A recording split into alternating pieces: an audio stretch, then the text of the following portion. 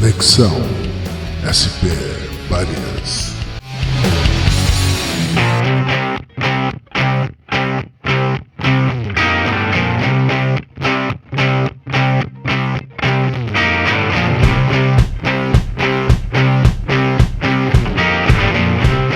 Quando que teve essa ameaça comunista no Brasil?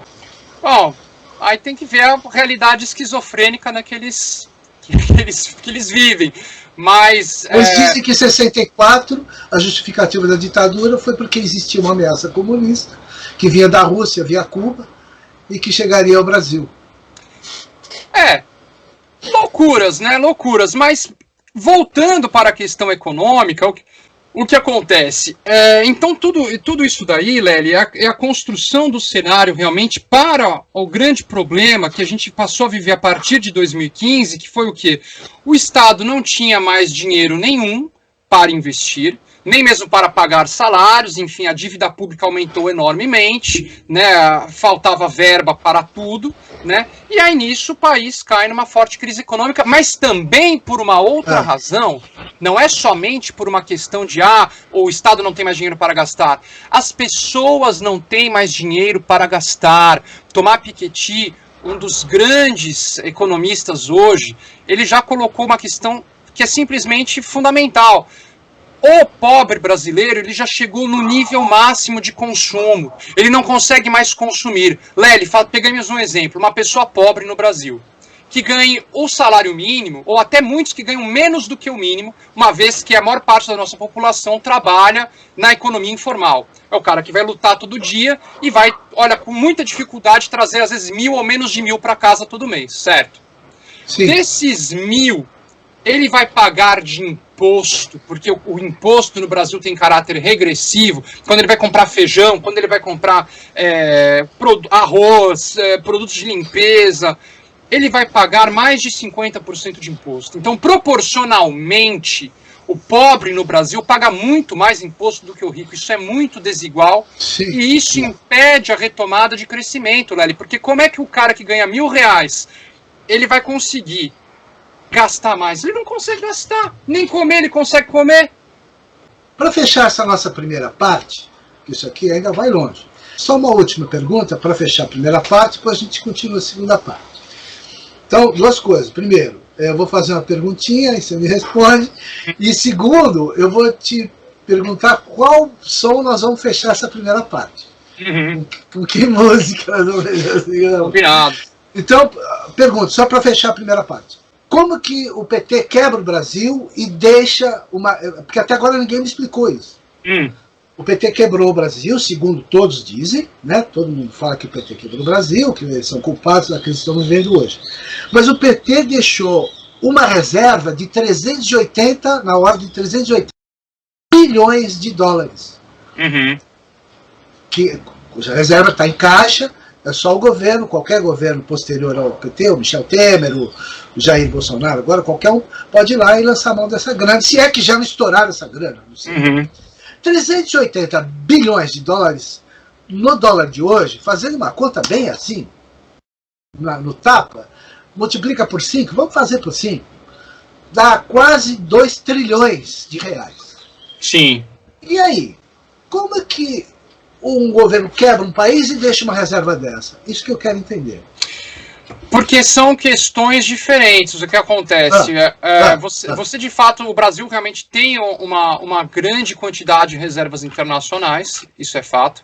Mas o dinheiro de reserva internacional, ele é como, digamos, um dinheiro que a pessoa tem na poupança para uma emergência. Entendeu? Então, se você tem uma crise, você usa esse dinheiro.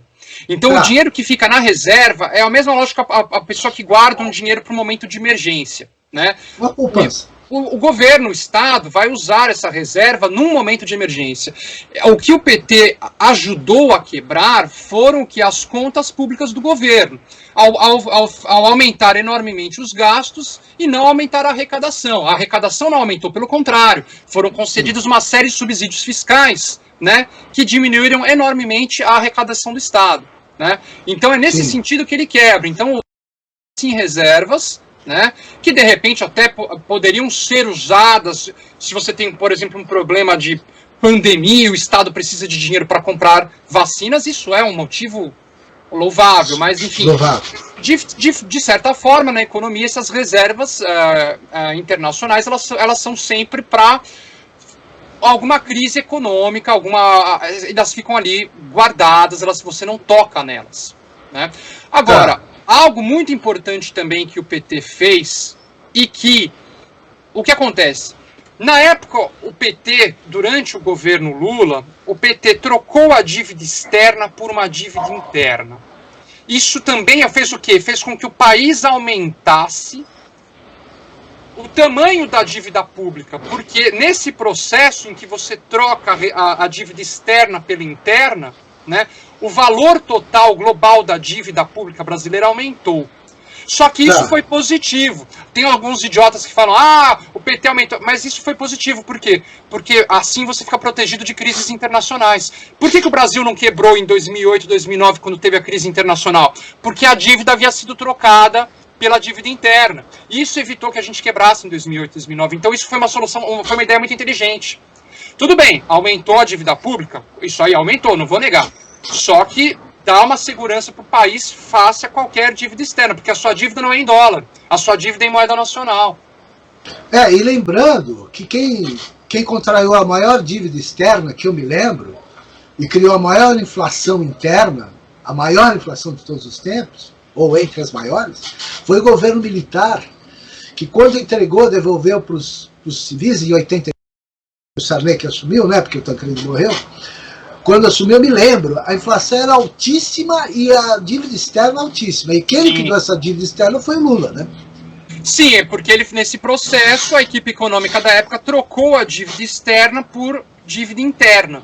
Aí isso aumentou um pouco o valor global da dívida, só que isso protegeu o país face a crises internacionais. Então foi uma boa medida. Pelo menos uma boa parte dos economistas considera como uma boa medida. Né? Eu considero particularmente também. Não sou economista, mas eu considero uma boa medida. Sim, não é economista, mas é cientista social. Bem, nós vamos fechar com som. Posso sugerir uma parte melhor, né? Fechar com som, pô. Que é o que dá sentido à vida, a música, né? Dá sentido à vida. Então, me diga. Olha, eu vou sugerir, Lely, como uma homenagem ao Maradona, uma música de Rodrigo El Potro, que foi um cantor argentino, né, da região de Córdoba, chamada La Mano de Dios, que é uma belíssima canção, né, de um estilo musical que tem na Argentina chamado quarteto, chama-se La Mano de Dios, então em homenagem ao Maradona, né, fica aí La Mano de Dios, do Rodrigo El Potro.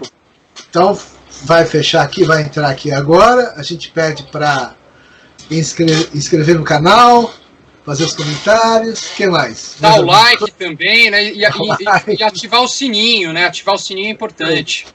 Beleza. Então tá. Então aqui a gente encerra a primeira parte.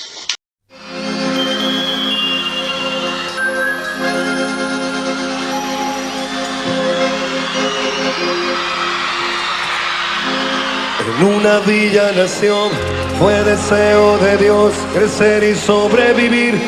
A la humilde expresión, enfrentar la adversidad, con afán de ganarse a cada paso la vida. En un potrero forjó una zurda inmortal, con experiencia, sedienta ambición de llegar de cebollita. Soñaba jugar un mundial y consagrarse en primera.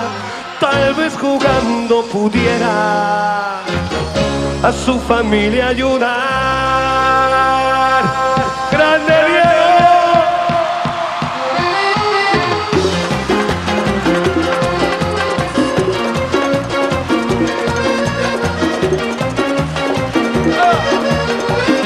Para el más grande del mundo,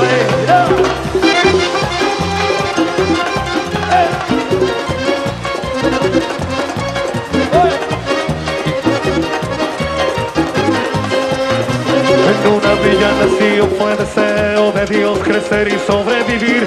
A la humilde expresión, enfrentar la adversidad, con afán de ganarse a cada paso la vida. En un potrero forjó una zurda inmortal, con experiencia,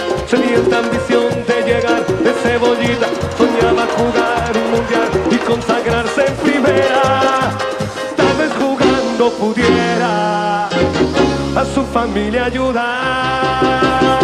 A poco que